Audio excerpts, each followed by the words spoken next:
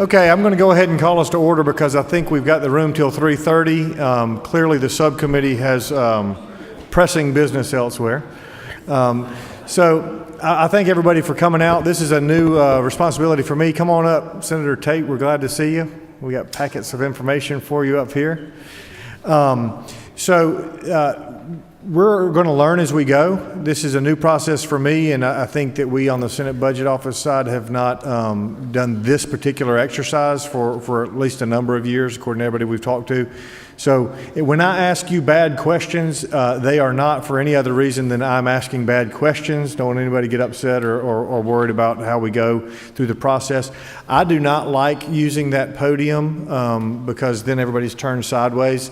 So if it's all right with y'all, the second row, chair 19, I'm going to turn that microphone on. That way you can sit down. We can look at one another eyeball to eyeball. And I think it's easier to proceed that way. I've got, this will teach everybody, I shouldn't say this because now next time we do something like this, we'll have everybody come in and ask him, but I did have a special request from the Public Defenders Council because they've got a commitment elsewhere. And so I'm going to ask them to come forward first and give us a report on where they are from a vehicle standpoint. It's 19. No, next one back, because it's easier to see if, yeah, does that work? That works great. All right, thank you, Mr. Chairman. And Terry, I know, is grateful to be able to celebrate her 4-year-old twin's birthday today with them at their school once we finish here, so we appreciate your indulgence on that. Our request in the bond package is relatively straightforward. I discovered after taking over the agency that a lot of our infrastructure, probably like many agencies, suffered during the lean years, but we're now at a point where not spending money is going to cost us money.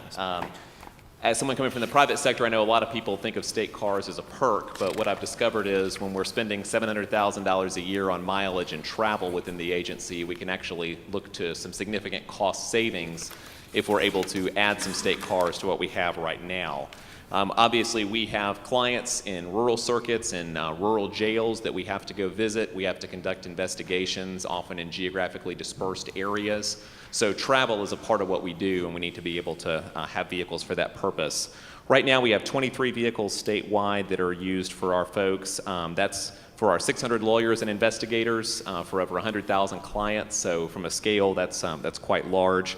And with the exception of a single 2014 model year vehicle, everything in our fleet of those 23 is 2007 or older, and a number of them are pushing 250,000 miles. So we've also surplus 19 vehicles from our original fleet. So our request is for the committee's review. By allocating these 40 vehicles to the places of greatest need, we'll be able to significantly reduce the mileage cost of the agency and also avoid the maintenance cost of an aging fleet, in addition to just ensuring that when I have a public defender who's been visiting her client in jail late at night and comes out, she has a car that she knows will start to head home. So that's our presentation. Can I ask a quick, I get what you're saying now. When you say you're going to replace some of the aging fleet, is that, how many do you anticipate surplusing through the year? Give a number on that, Terry. Probably the ones that have the highest mileage first. I think we have about 10 that are pushing 250,000 miles. So those will probably be the ones that will roll out first. And then the remainder will look to just where are the circuits that have the highest travel costs right now and they're the most geographically disparate, and try to place vehicles there since we're adding to the fleet in addition to replacing. Well, I understand. So you got 23 today. I guess what I'm saying is when we're talking next year, you're expecting to have 53? Is that correct? Yes. Mm-hmm. Yes, 53 vehicles. So you're going to age out, yes. You anticipate aging out 10. Yes, sir. So netting 30 for your fleet would, okay. Yes, sir, that's correct. Any other questions for the public defenders? Yes, sir, Senator. So you went from 23 cars to how many cars? Well, we'd add 40 at this request that take us up to 63, but then we'll be down 10 because we have those ones that are very old that need to be surplused. So it'll be a net add of 30. What are those additional people driving now? They're driving their own vehicles, and we're paying mileage for that. So that's why we're thinking we'll be able to realize some cost savings from this instead of paying for mileage all the way along. Okay. I will note that I think you are expected to recognize some of that savings if I read the House's budget correctly. Yes, the House did a calculation and put some of those savings in the budget for next year. So we really hope to recognize those savings. All right. Any other questions? All right. Thank you so much, Mr. Chairman. Thank you very much. Department of Agriculture, I saw the commissioner here. It's always good to be front in the alphabet when it's an alphabetical list.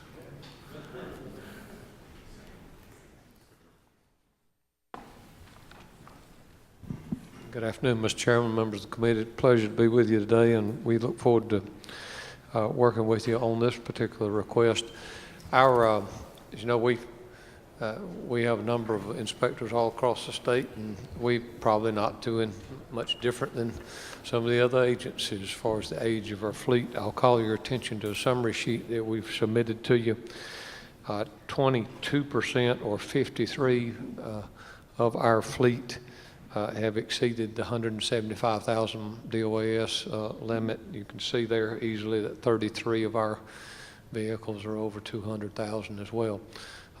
We've submitted a very detailed list of our the different types of vehicles. One thing I'd call the committee's attention to is that it's pretty easy to have a Taurus or a F-150 or those kind of things for our field inspector, but occasionally you might go down our list and see a heavy-duty vehicle like a 350 or a 450 that would be used in our animal industry, because we actually have to pull trailers and do some things like that. But then also with our heavy scale trucks, some of those I think we have a couple of those that are over 200,000 miles, but those are heavy-duty trucks that we're not necessarily on the list at this time. But our request is $557,000 and would help us somewhere in the neighborhood of about 31 vehicles. We think we can bargain to get it in that arena, and it sure would be a big help to us, and appreciate your support. I'd be happy to answer any questions. Commissioner, I would imagine that you maintain sort of a fleet log so that you're knowing this year this many are coming. We anticipate, and of course things happen. I'm learning on our end. Is that something that y'all regularly share with DOAS? How does that work on the back on that side of the equation? Yeah, I think our annual review or those updates, certainly we're communicating with them. But as we've run into the past years of having the capacity to ask, or it's according to you just kind of have to go year to year about what the conditions are. We're pretty aggressive in going up through 2021 on our plan to kind of renovate this entire fleet, and we've laid out a schedule that perhaps we'll be in good enough shape to be able to do that over the next few years. But hopefully we'll certainly are. It's very difficult. I guess my number one position or example is with even though we don't have any law enforcement folks, our inspectors do get in some pretty tough situations in some places. And you go on to a horse impoundment situation, and a single inspector with a Taurus with 231,000 miles on it. There even is there's a look to your enforcement steps that you have too, and we need to beef up our capabilities and even look a little better. So there's some aesthetics, but there's some practicality with respect to the maintenance and operation of these vehicles that we're searching for. Are y'all do you have any prior year bond funds that are yet unexpended related to vehicles? Yeah. Prior year for vehicles? Like any 15-year, any FY15, do you have any bonds, vehicle bonds that are? I think those have all been, those were all have already been executed. Already done. Correct. Okay. Any questions for the commissioner? Now's your chance, John. We've talked. Yeah, we've already talked 2 times in committee about it too. So, but thank you so much. Great, Commissioner, we appreciate it. Thank you so much. Department of Community Supervision, please.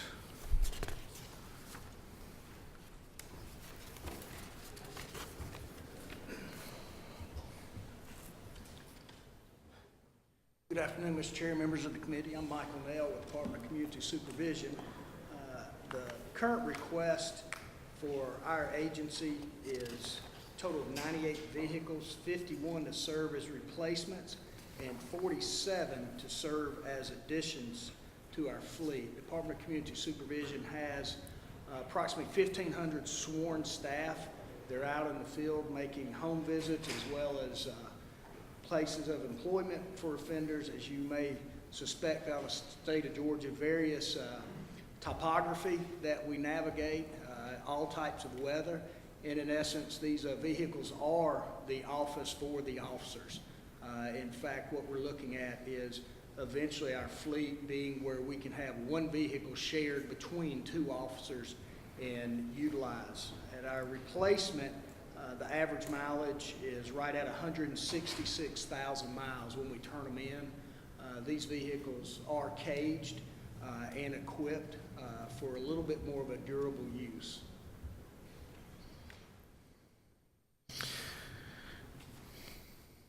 All right, so you're at, right now, today, you're at 98 vehicles.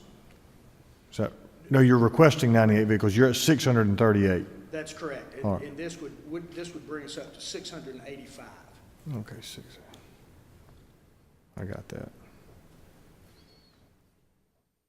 And as you might imagine, with those 1,500 officers and approximately 180,000 under supervision, that's where the majority of their work day and night is spent, in these vehicles.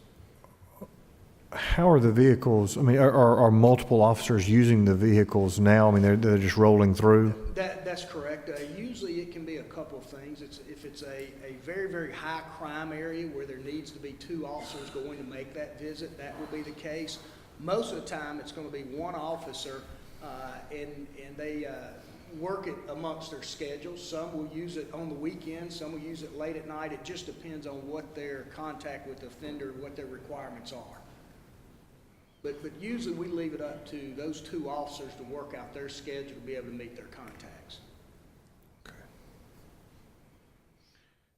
Any questions from the committee? All right. Thank you very much. I appreciate it.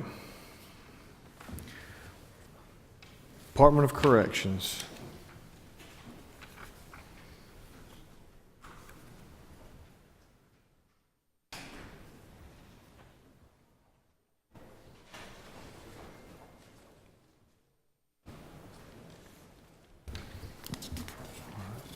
Good evening, Chairman, committee members. It's a pleasure to be here. We provided information late yesterday to you regarding our vehicle fleet. Just as a reminder of that, we have in our agency a total of 11,075 employees and an authorized vehicle count of 1,555 vehicles. 95% of our vehicles are used for inmate transportation, inmate construction, maintenance services, and investigative services. And the balance are used to support our education, counseling, and chaplaincy services. In the handout that we provided, you can see the breakdown of vehicle type below that. Be glad to discuss that in greater detail if you so deem. And as far as our request in FY17, our request is broken down into two segments. One was a request to replace 10 inmate transportation buses. This was as part of the governor's recommendation. Totaled $1,720,000. Just so you know, in fiscal year 15, we had, for security transports of inmates, we had 2,505 trips and involved moving over 77,000 inmates. We had over 6,000 trips regarded to medical needs and issues, which involved over 18,000 inmates. And they average about 2 million miles a year just in the transportation of inmates. Regarding vehicles, our initial request was for 175 vehicles at a total cost of $4.5 million, and the governor's recommendation was $2,255,000, but they did not change the vehicle count in the package, so just want to make you aware of that. that we're actually not requesting 175,000 vehicles or 175 vehicles. We're requesting 87 vehicles and 10 buses for a total of 97. 46% of our vehicle fleet is over 10 years of age, and 42% of our fleet is over 135,000 miles. We provided for you a 2-page document that shows the vehicles that are being replaced, where those vehicles will be assigned, and their current odometer readings. And you can see out of the 97 vehicles, only 2 are less than 200,000 miles. And one of those is 191,000 miles, and the other one's 183,000 miles. And so with that, we'll be glad to answer any questions, Mr. Chairman. Just a little bit, I guess, off the topic of the specific replacement question. In earlier conversation, it came up, and just really as a point of curiosity, have we ever explored alternative fuel vehicles, especially for like the prisoner transport buses and things like that? I'm just curious. I know there's mixed opinions out there. I'm just curious because it seems like those are pretty defined route sort of travels. I mean, there's only a short number of places you're going on those trips, and it may be. I just didn't know if we'd ever explored that. We did not with the buses, not to my knowledge, but we have done it with sedans that are primarily tied to a facility, so they typically don't travel great distances. But our buses, we have 33 facilities in the state, and our buses do travel great distances. As I said, we average over 2 million miles a year with those. Well, I mean, I would imagine most of the trips are linear. I mean, it's not you're not making lots of stops along the way, right? I mean, so you're filling up. You're going. All of your trips are in state. Yes, from one we're facility to another. I would imagine most any bus would be able to make a one-way trip anywhere in Georgia on a full tank. I'm just curious. It's food for thought. Just because as we were having conversation around it, the topic just came up. I'm not asking you to go out and buy alternative fuel buses. Well, it would certainly be something for us to explore, and probably the availability of those alternative opportunities in the metro area would probably be different than the rural area of the state, and that'd be something we'd have to consider. But it's certainly something we could look at. I was just wondering, you might be able to get, natural gas. And as far as the vehicles that are assigned to a facility, what's their normal use? I mean, obviously they're getting a lot of miles on them. How are they used within the operations? As far as the facilities, those are typically, we have perimeter vehicles that serve a security function. Mm-hmm. We have vehicles that are used to transport inmates for medical needs and for work-related assignments. And then we have vehicles that are used for meetings, training, those type things for the employees to use. And again, to have an agency with a number of employees that we have a pretty small fleet. Any questions? All right. Thank you all so much. Thank you. Appreciate it.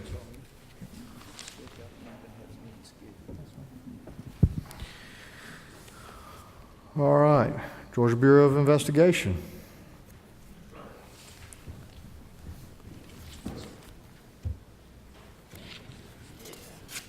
Mr. Chairman, members of the committee, I provided you with a summary sheet of the GBI fleet, and it lists all the breakdown of the vehicles, our vehicle count 422, and then breakdown of where those vehicles are assigned to. And I'd like to say that the state has very stringent policies that regulate how many vehicles an agency can have in their fleet, what's the criteria for assigning those vehicles, and we follow that criteria religiously. As far as the bond package, we're asking for, in the bond package, 25 investigative division vehicles, and that cost is $1.2 million. And those are the vehicles that are assigned to special agents who conduct the criminal investigations throughout the state. and agents average an average of 42,000 miles each year in the performance of their duties. They're on call 24/7, and they routinely get called out after duty hours to respond to different cases. Included in that bond package is $240,000 to purchase 4 bomb disposal response vehicles. And the GBI has a responsibility for a statewide bomb disposal unit. And each of those, we have very large bomb disposal trucks that carry a tremendous amount of equipment in, and they're like Freightliner-sized trucks. Expensive to operate, but absolutely critical. In addition, in the bomb unit, we have the special response vehicles, which are much easier to deploy to a scene prior to the large bomb disposal trucks getting there. They're also cheaper to operate. And with our state response plans calls for GBI to be able to respond anywhere in the state within 2 hours to a bomb incident. And they're routinely being deployed. Something in Georgia about dope dealers and pipe bombs that go hand in hand together. The other bond package request calls to replace 3 crime scene unit truck chassis. Now, what we do in each of our offices has at least 1, and some of them have 2 crime scene specialists, and they drive a truck which has a cargo container on the back that we have specially constructed. And when it's time to replace those crime scene trucks, we do not replace the entire vehicle. We take the cargo box off the back and put it on, reinstall it on a new truck chassis, and that's what that calls for. Be glad to answer any questions about our fleet and how we do business. Thank you, Director. How many of the bomb trucks do we have in operation? I think we got 24. We got 24 bomb disposal agents. And Rusty, how many trucks we have? We have 10 full-size bomb disposal trucks, and we actually have 26 special bomb technicians, each of which has the quick response vehicle Attached to it. We've got 10 in operation. The large Freightliners. Right, and we're looking to add 4, or what's our net? I've got repair and replace the heavy-duty response trucks and or crime scene trucks. For every vehicle that we bring into the fleet, 1 gets surplused. Okay. So these are these 4 response vehicles will replace those that are in need of replacement. So 4 of your 10 need to be, all right. There's any market for the used ones? I'm kidding. I don't need one. Thank you. All right. Any questions? Yeah. All right. Okay. All right. Thank you, Director. We appreciate you.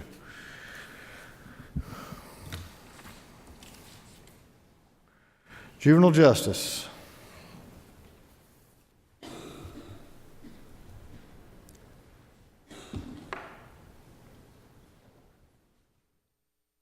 We had a really good pastor of the day the other day. You look a lot like him. Thank you, sir. He's a nice individual. But, Mr. Chair, we thank you for allowing us the opportunity to talk to you, and some of the comments that's already been made affects our operations as well. Of course, we go by what DOAS allow us to have as far as our total vehicle allotment. These vehicles that you see, the 35, are for replacement, not adding new to the fleet. We're replacing the 12 transport vans that transport kids throughout this state. We also, that's included in the 35 requested, 14 of those are the sedan vehicles for officers to get from point A to point B. Each one of the vans or the transport vehicles themselves have in the neighborhood of 143,000 to 198,000 miles on them.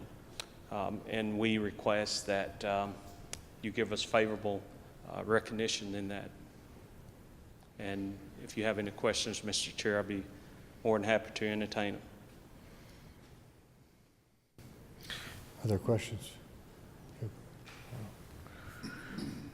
I don't have any questions. Thank you. Thank you, sir. Appreciate you. Department of Natural Resources.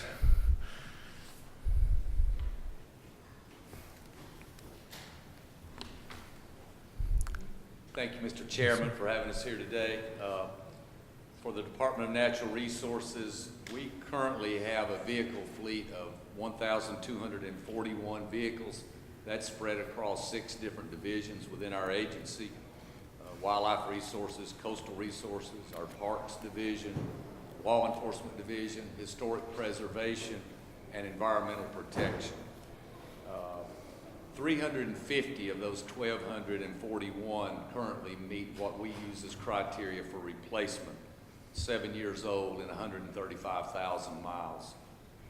That's 28% of the fleet. We're doing a lot better than we were. Even back in 2010, we were running about 45% of our fleet meeting that criteria. Very appreciative of the support we've gotten the last 6 years to add a few vehicles. For the FY17 bond ask, we have $900,000 earmarked to replace 33 vehicles, not adding any. It'll be to replace 33 of those 350, the highest mileage ones that we'll replace across all the divisions. And that's about all I have. If you have any other questions, again, we do appreciate the support that we have gotten for the last few years to help us with our fleet. I see from notes that you've got some vehicles that are also flowing through federal grants, I guess. I mean, you're getting. Yes. As a matter of fact, we leverage the bond money to match with some federal money to try to extend the number of vehicles we can get. How does that match work? How does that? Usually it depends on the grant that Sure. we're pulling from. Some are 50-50, some are 75-25. Are you anticipating any of these, falling in that category, or is this the 33 or? Right now, we're planning on the 33. A lot of these are going to law enforcement. They don't have a lot of grant there, so but we don't know. We'll be flexible. If a need arises that someone in WRD, we have a couple that are wrecked or are out of commission, and we need to replace them, then we'll use some of their federal money available to match with some of this money. With the diversity of your 6 different divisions, do y'all have opportunity to bring vehicles sort of through the life cycle? I would imagine your wildlife guys, just the nature of where they are, probably put some demands on vehicles. And then, we love our historical resources, but do you bring your fleet through that way, or does it stay where it's assigned the whole time? No, we move them around. We do, and a lot of the higher mileage vehicles be transferred to facilities that are very local, like parks, if it's going to be used just on one park. Another place we put them is on our barrier island, Sapelo, Ossabaw, Sure. where we have to barge them over there. They get the high mileage ones. I bet. Okay. Any questions? Senator Miller. You mentioned the criteria was 7 years, 135,000 miles, and forgive me for not knowing this, maybe I should. Is that the same criteria across the board with other agencies, or is that just your? I can't answer. I see some people nodding their head yes in the I background. think it is, yes. I think it is. Yeah, and I find it interesting that, and this is just an aside, the average vehicle in Georgia is over 11 years old. Yes. And the average vehicle in Georgia has between 150 and 200,000 miles on it, and that's what the consumers are using. I just think it's interesting that, not to say that you didn't need it, not to say that it's not justified. I think that the comparison is interesting, but thank you. Okay. That's all I have. Okay, that was more of an observation. I was wondering about the map, I got and was that the you. same Yeah. criteria Yeah. across the board? And then the observation was in contrast to the private sector. So, I share your observation, although I'm not coming back to you after 135,000. I expect what you sell me to last longer. Yeah, and the 33 we'll replace will all be well over 180,000, I'm sure. I'm sure they will. Yes. Thank you, sir. Thank you very much. Thank you.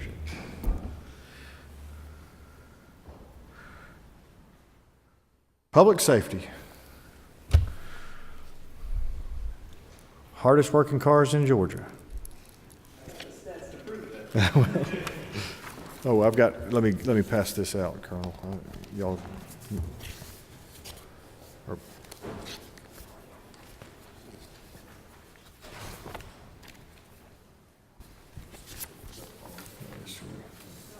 Yeah, it's a whole stack. I'm sorry. There you go. Thank you. Mr. Chairman, members of the committee, just to place it into context, the sworn officers of the Department of Public Safety last year drove 30.6 million miles, consumed 2 million gallons of gasoline. They were involved last year in 804 high-speed pursuits, which is from the year before is up almost 80%. In fact, over the last 5 years, from 2010 to 2015, they were involved in 2,948 high-speed pursuits. So these are not commuting vehicles. These are definitely vehicles that are used for law enforcement purposes and in the most dangerous circumstances. Yes, 135,000 miles is the state policy, and it's the benchmark that we use. If you look at the first cover sheet for fiscal year 17, you can see, just as you've asked, we do track specifically when our vehicles are meeting those benchmarks, and we work very closely with OPB in our requests. Right now on the State Patrol side, there are 1,070 cars. That also includes the new vehicles that are on hand. And what I mean by that is those that we received last year, we have our own garage. We do all of the work, putting the lights and all the equipment. So that number includes what we have waiting to replace, to then move on. And you can see in the next block down the number of vehicles that currently exceed 130,000 miles is 108. What we anticipate for 16 is 80, and then for the total replacement of 188 minus what we have on hand, you can see for that benchmark 62 left over. And then if you go further on down and you see what would continue on of those that would exceed, and the 141 that are in the bond request, we then would have a shortfall over 200 vehicles that would be above that mark. So we use that benchmark, you know, as our line and our rule. And the fact of the matter is we don't meet it. We make do with what we have. But as the car man on the panel would agree, the higher mileage your fleet is, the more it costs to maintain it. So we do use that very closely. On the right-hand side, you will see our Motor Carriers Compliance Division. Those are our truck inspectors. Total on hand, including the new vehicles, is 234. You can see that their fleet average is a little bit higher at 95,000 miles, and the lifespan is the same.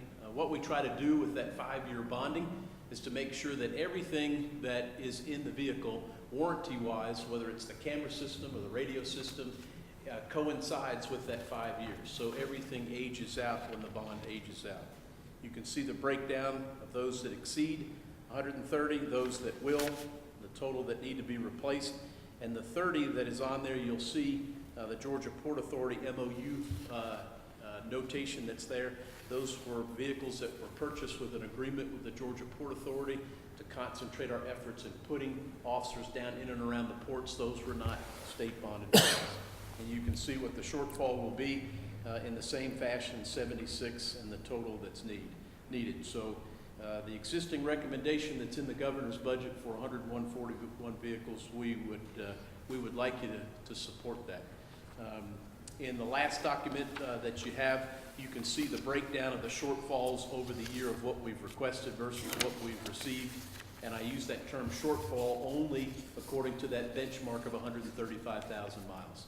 So the more vehicles that we can have to keep that mileage down in our fleet, the less it costs us.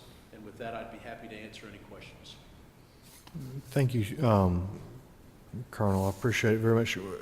You also have a note, a line for communications equipment in vehicles. Yes, sir. Is that updating old vehicles, or I mean, I would imagine that would be part of the outfitting of a new vehicle. It is. P25 radios are the federal standard of the radio that should be in the automobile, and we have some older cars that haven't met that standard, and so that's the reason why we're asking for those radios, so we can update those older radios in existing vehicles. What does the department do when vehicles age out of the system? as you probably remember, a few years ago, a bill was passed that gave us the ability to sell our vehicles and then use those proceeds to purchase new ones. Right. So any savings that we're able to realize in that fashion, we use to purchase vehicles. That helps drive down what we request. And any savings that we're able to realize in our garage from reusing equipment that we can on vehicles, helps us in that fashion. You asked, were there any remaining bond fundings to one of the other agencies? And this past year, we had about $680,000 bond fundings remaining. And so you take a close look at the savings that you're able to realize in those funds, and you look at the vehicles that you have to support this effort. And so we went to OPB and asked for certain vehicles. For instance, in order to maintain our vehicles, we had to have a new wrecker. So one of the requests was to have a new wrecker. We maintain all of our tower facilities, so we had to have support vehicles for those folks maintaining the towers. So we asked for some trucks for that vehicle. So any type of savings that we can realize, we try to put it back into the vehicles that we need to support the overall effort. And I actually do have a great deal of faith in y'all's sort of management of that. My question is not meant to be like presumptive that you're not. The communications devices are not going into vehicles that are in their last year or two Oh, no, sir. of service. No, sir. And even if that were to occur, that's an item that has got life. Reharvest it. Reuse. Okay. Yes, sir. In addition, I think should be noted is that on an annual basis, the Georgia Public Safety Training Center depends heavily on automobiles that we can give to them for training purposes. Last year, we gave them 15 vehicles, and the years previous to that, we were able to give them up to 30 vehicles. So it's an ongoing relationship between us and the training center that we try to meet their needs of all the different type of vehicles that they need for training. Is the 1,070 assigned vehicles, is that inclusive of motorcycles? Yes, sir, it does. It includes the motorcycles. It also includes, for a motor officer, they not only have the motorcycle, but they also have a patrol vehicle. Okay. There's about a 50-50 relationship because of weather. In other words, 50% of the time they're on bikes, and then when they're not able to because of weather, 50% of the time they're patrolling in their automobiles. And this is a little bit off, I guess, the topic of the actual fleet management. Do you see us at the right mix in terms of motorcycle enforcement? I mean, are we going to see more folks on motorcycle, or are we about right as far as the mix of our troopers? We're trying to build our motorcycle unit back up. In Metro Atlanta, a motorcycle is a great piece of equipment, not just to get to accidents, but it's very difficult to see a motor officer when he's doing basic traffic enforcement. So if you have a particular hot spot, if you send motors to that area for that specific reason, they're very, very effective. So we're trying to build that unit back up. We had 25 members on it, and it's our goal to get it back up to that. Okay. Any questions? Go ahead, Senator Miller. Appreciate the fact that you mentioned how we're recycling those cars and selling those vehicles and bringing that money back in. And I think that's been a good program. It has, sir. Just an observation. Thank you. Yes, sir. Thank you, Carl. Thank you. Last but not least is driver services.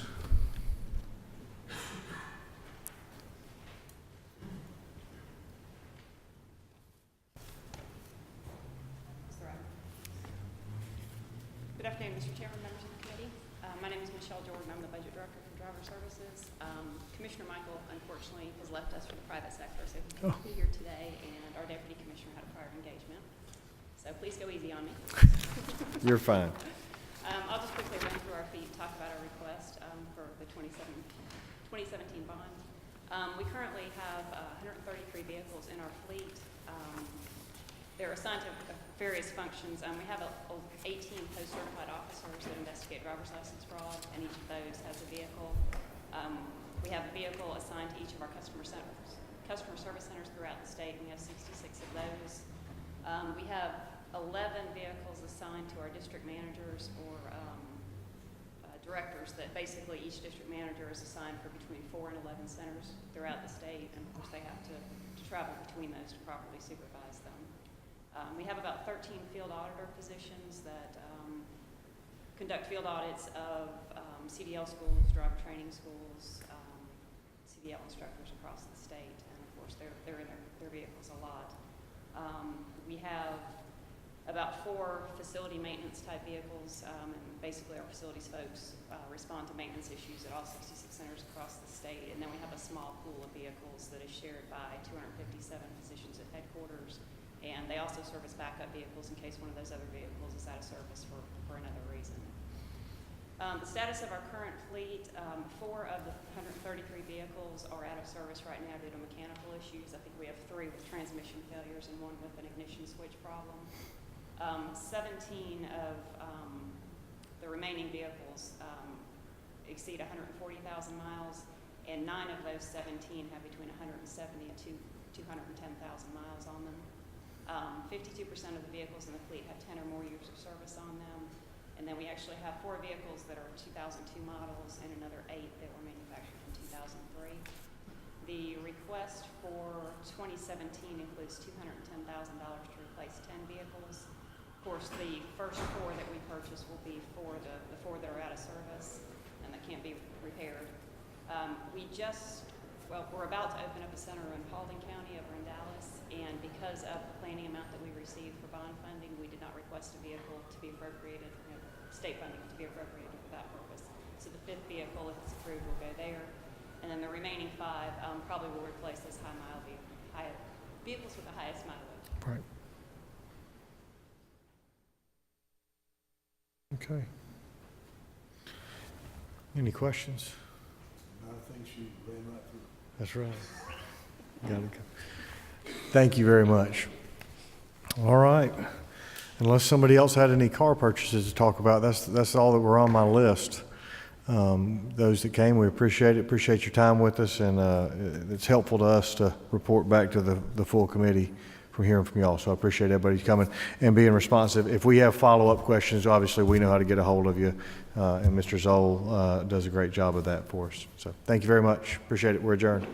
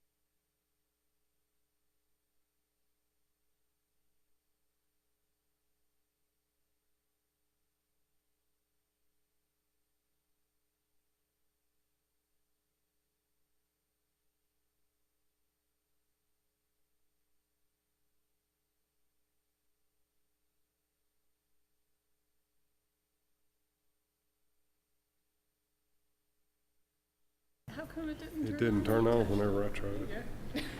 on? Magic touch. Thank you. All right.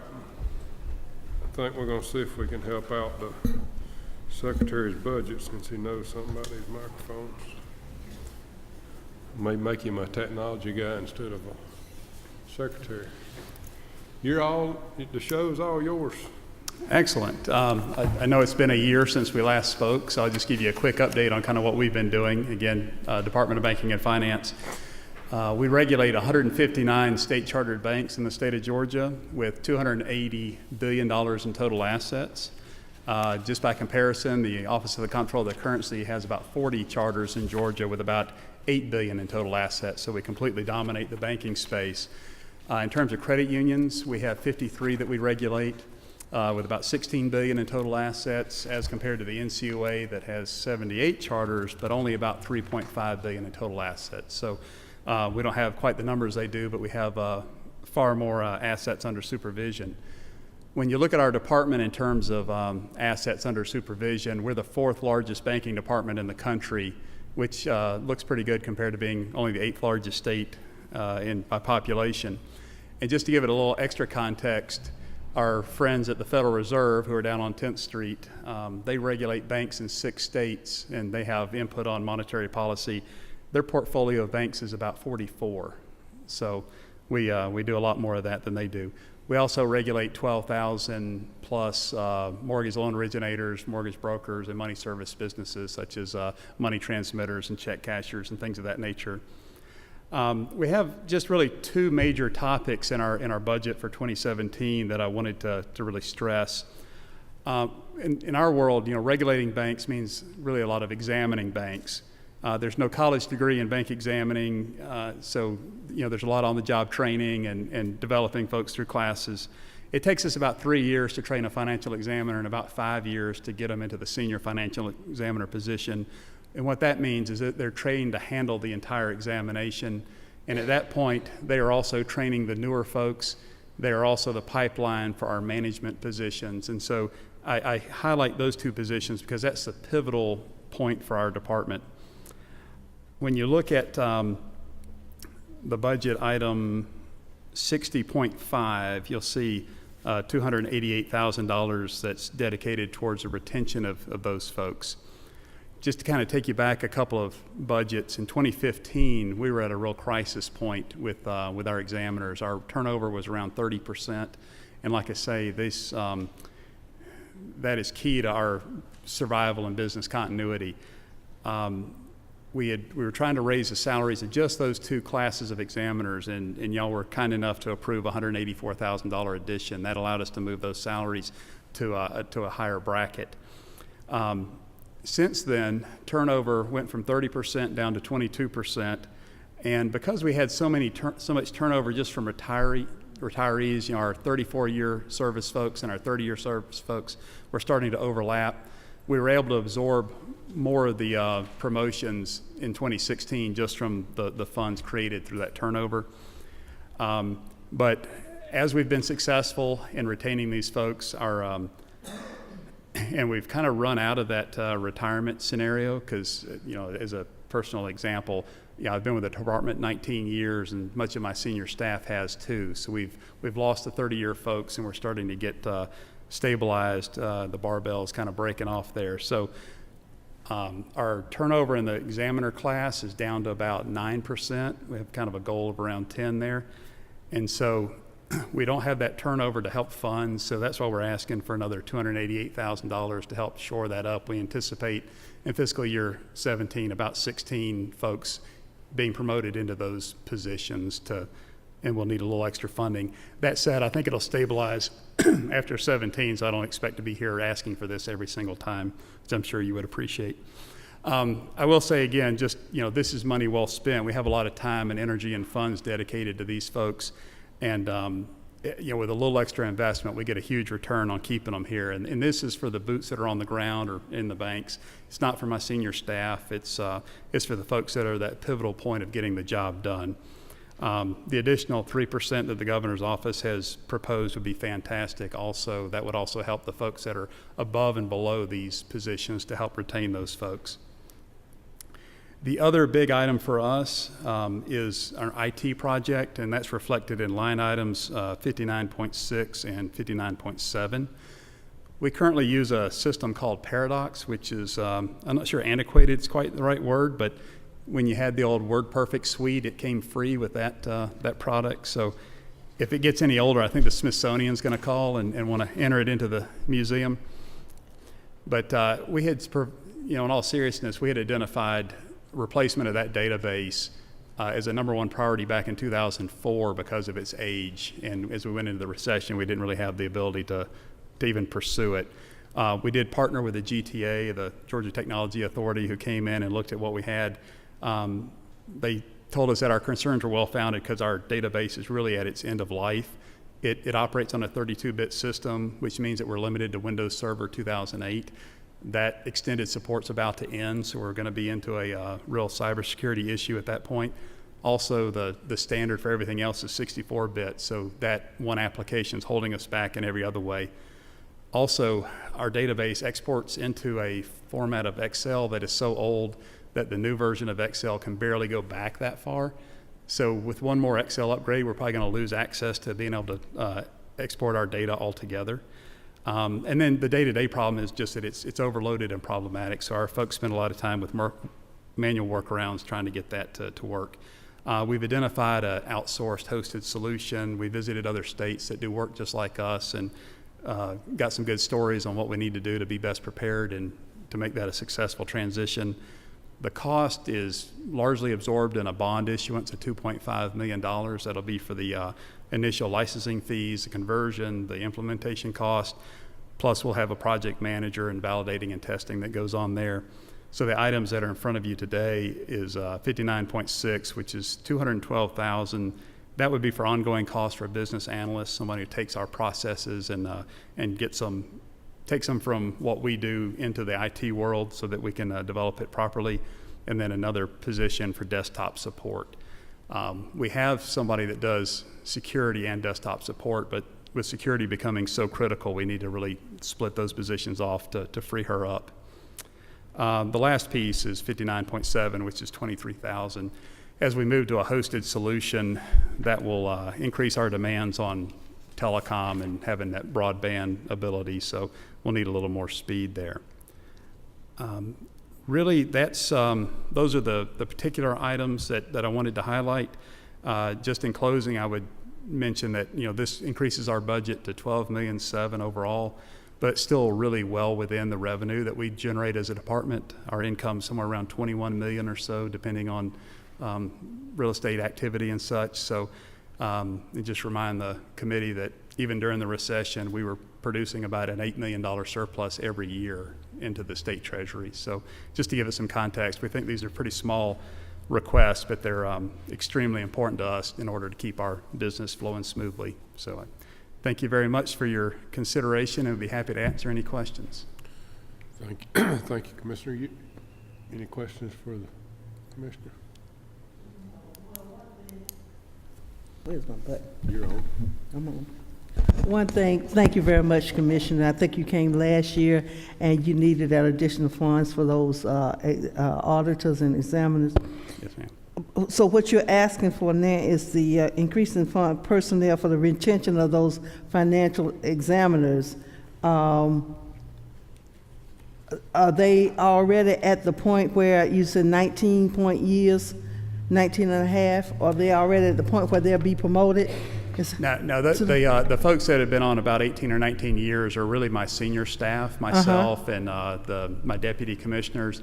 The people that we're asking for raises for are folks that are typically been on about 3 years or 5 years. Okay. Who are they're going out on those exams every day, and they're the ones that are they're bringing the team with them. They're leading the exam, and they're training new people. They can do the complex jobs, and also whenever I have promotions into management, those are the people that we grab and pull back out. And so if I lose those folks, and those folks are pretty desirable to banks and my federal counterparts, so we need to, we never win based on salary, but I can compete on quality of life and having a more meaningful job than being a cog in the machine at the federal government. But I got to be in the ballpark.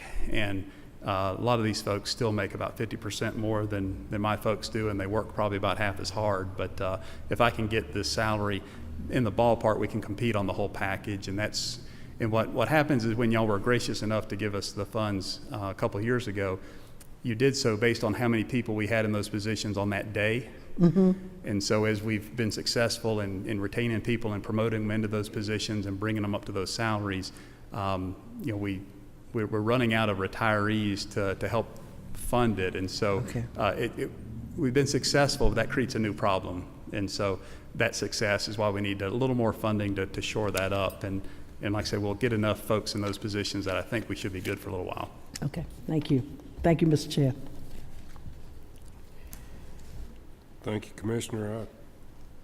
I don't have any questions for you, so thank you very much. Thank you very much for the opportunity to present. Teresa McCartney.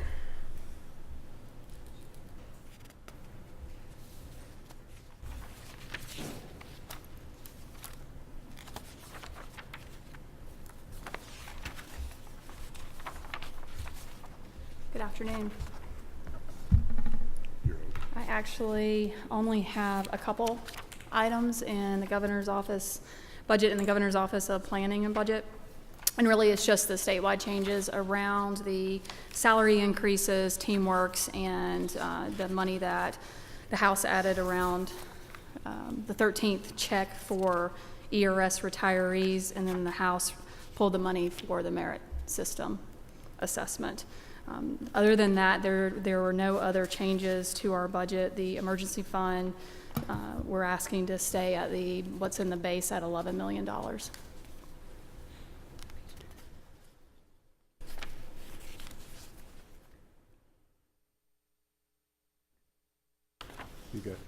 Senator, you got any questions?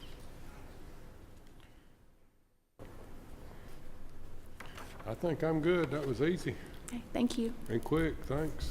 Hope you guys have a great day. William Rogers, Commissioner of Georgia Real Estate Commission.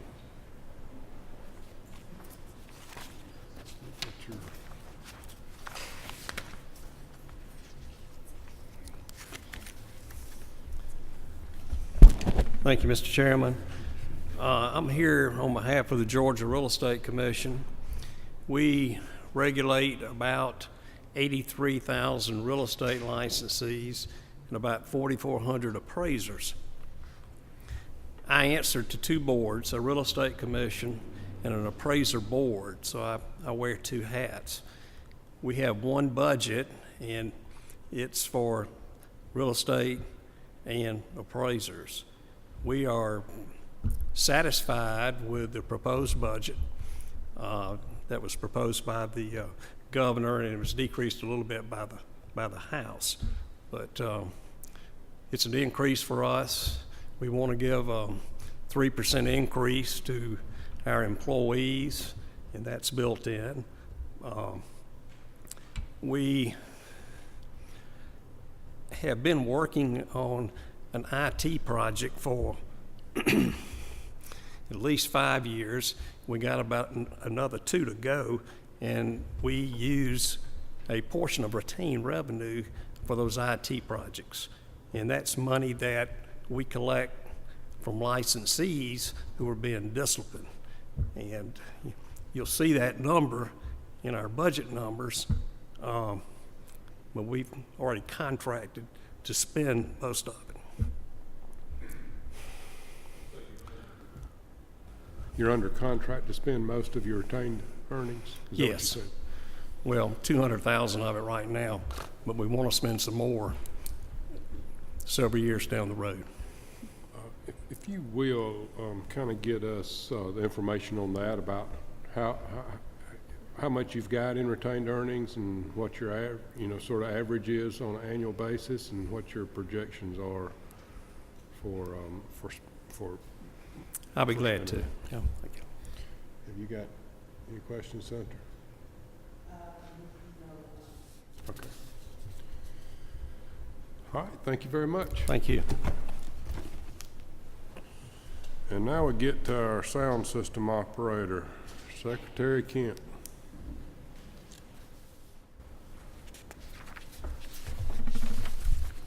Mr. Chairman, I have to be honest and tell you the only reason I knew that is we had a state election board meeting in here not too long ago, so I had the same problem as you did.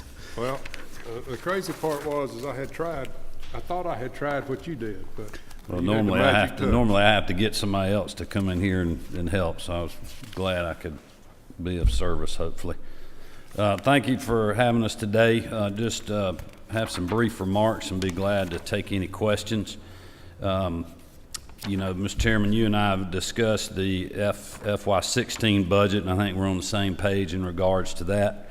As I've stated throughout the entire budget process, the Secretary of State's office is more efficient right now than at any other point during my tenure.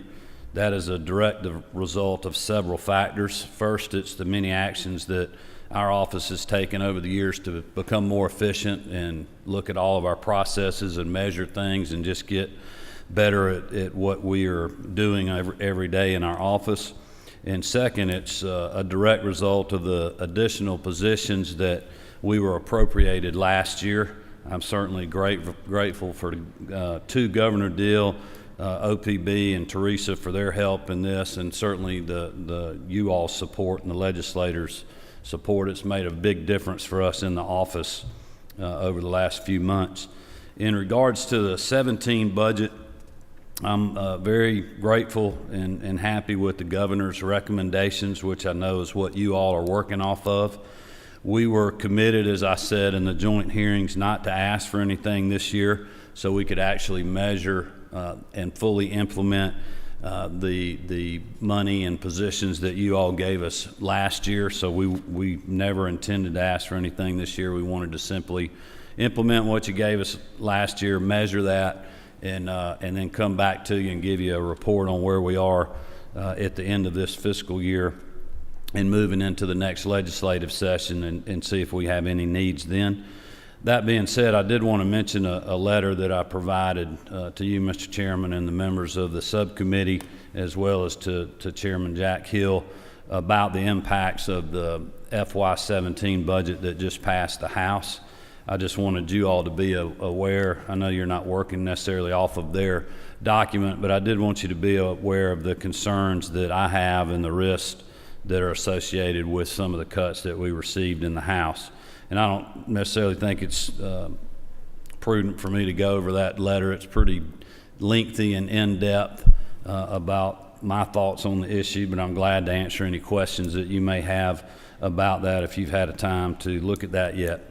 The only thing that the letter didn't address was the bond that was given to our office back in FY15. You may or may not remember that. That was issued as a solution from a PLB, which is our licensing board's division in Macon. The House had done a study committee over the summer, and the bond was put into the budget. It was not something that we had asked for when it was issued, and we quite honestly were not in a place to really utilize that bond at the time. We had, and I don't believe the House was aware of that when they put that in. It's not that we weren't grateful for that, but we just had a couple of major IT projects that we were already working on, redoing our statewide voter registration system, that was over 20 years old. We were moving that from the old mainframe to a new web-based system. We've completed that now. It's working very well. And then we also already were planning for and in the procurement process for our new corporations site that we just rolled out online in July of this year. We made upgrades to that at the end of December, right before our renewal period started on January 1st. And as I mentioned in the joint hearings, that new system is working well. I know we've received many complaints about our previous system, and I know your constituents did as well. But just quickly in comparison, this year, as of yesterday, we had already processed over 270,000 annual registrations. This same period last year, we had done about 130,000, so more than double what we have done last year at this same time. And as I mentioned in the joint budget hearings, you know, we're not seeing near the call volume increases that we have every year because our system's working so well, which is allowing us to provide better customer service to other parts of the agency. And then now that we've completed that, we are in the process of really looking at our whole licensing system down at our licensing boards in Macon. When I became Secretary of State, we were still using parts of 3 systems. Over the years before I got to be in this office, you know, we had our original system, another system was added, and then finally a 3rd system was added, and it was, you know, the thought behind that was to move to the new system and have everything running off of one system, but that was never done. There was never a way to cut loose with the old system because there was data on there that was needed. I'm not exactly sure why that was happening, but one of the things that we're working on now is upgrading the most recent system we have, trying to cut ties with the old systems to get where we're actually on one system in Macon. We feel like that's going to make us more efficient.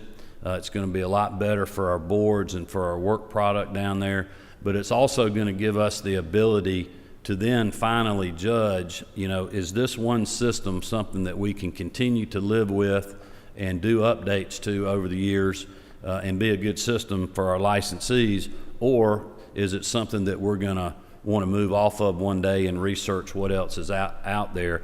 And quite honestly, we just have not had the resources or the people to do all of these big IT projects at the same time. So we're just now getting to that, which is coming back to why we have not been able to use the bond money. We're just not in a position to do that. We were asked about that in the House, and we let them know again that, you know, we really don't have a need for that bond right now. Their budget had the bond being repealed, and we're certainly fine with that and are in agreement with that decision. And with that being said, I'm glad to answer any specific questions you may have about anything you guys got. Thank you very much, Mr. Chair. Mr. Secretary, what's the total amount decrease that you have in the budget? And was it in the area of elections or what? Well, if you Where are we? let me pull my little cheat sheet out here. Elections was 313, I think, and we're over on section 43. Yeah. Well, in the House budget, which I don't know that you'll see, I don't guess you'll see this. I guess on line 31210, do you all have that tracking sheet? Yeah, I don't want to circumvent purpose for a question. She was asking about elections. I don't think there's any changes. Oh, elections. I'm sorry. I didn't hear that. No changes in elections. No changes in elections. You may or may not remember, Senator, but in elections, you know, we've got a memorandum of understanding with the federal government. We have a certain level of spending that we have to do in elections. It's kind of tied into a formula, and so we did not receive any cuts in elections, and we were happy with our budget there. Okay. Yes, Thank ma'am. you. Sorry about that. I didn't hear that. Okay. Thank you, Mr. Chair. I don't have anything further for you, Mr. Secretary. Thank you. Thank you, for Mr. your Chairman. time. Yes, ma'am. I know we passed that, but I want to make sure the real estate commissioner, Mr. Rogers there, said he was satisfied with his budget, even with the house cuts. You are. I'm a real estate agent. Oh, bless your heart. I'm sorry. Greg Griffin.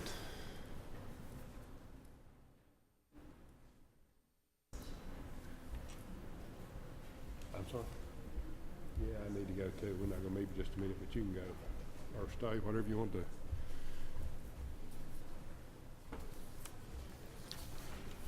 It's all you. All set. Good afternoon.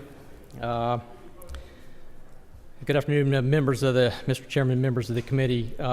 We've got Department of Audits. We've got most of our changes we want to talk about are in Section 9 and we'll focus our attention there. So starting with line item 9.1, we requested additional funds to perform the audit of the Department of Community Health and the State Health Benefit Plan. That's a new audit for us in fiscal year 17, thus the request for additional resources. After discussions that we had with the House about this and some other needs, the House recommended that we utilize existing staff to conduct that audit, and we are in agreement with that decision. And I'll come back and lay that out for you in a minute. Line items 9.2 through 9.4, those are all the statewide changes, salary increases, teamworks, those types of items that are in most other folks' budgets. 9.5, the House is redirecting us to use existing staff to focus on education audits under our statute 50-6-6. We are also in agreement with that recommendation. So what is going on there for lines 9.1 and 9.5, the House is asking us and redirecting resources that we currently have assigned to what I'll call non-statutory work under an agreement, contract agreement, and they're directing us to focus those resources internally on our statutory requirements, both for state agency audits and education audits. And we are, again, as I said earlier, in agreement with those decisions and those changes. 9.6 is a reduction to some other funds. Those are not state funds. That relates to a former contract that we had with the work that we were doing for the Lottery Corporation. We are not renewing that contract, and we didn't renew that contract in fiscal year 16. Don't expect to renew that contract in 17, so we don't expect to have those revenues come in during the 17. In terms of all the other sections, Section 10, all the other changes you see throughout our document are all related to statewide changes. Again, teamworks, the salary increases that Teresa talked about, and et cetera. So with that, I'll be glad to take any questions.